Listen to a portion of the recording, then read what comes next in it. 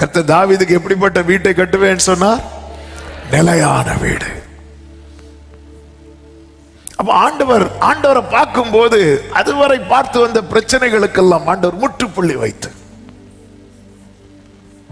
glory. ஏன் ஆண்டவர் என் வாழ்க்கையில 9 மாதங்களும் குறிப்பிட்ட ஒரு வலி உங்க வாழ்க்கையில ரிப்பீட் ஆயிட்டே இருக்குது. 9 மாதம் இல்ல பிரதர், பல வருடமா அப்படிதான் இருக்கு. அது ஏன் இந்த மாசம் தொடரணுமா?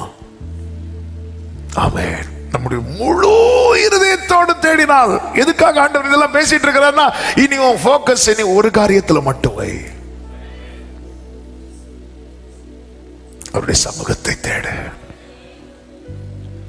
உம்முகம் பார்க்கணுமே, உம்மழகை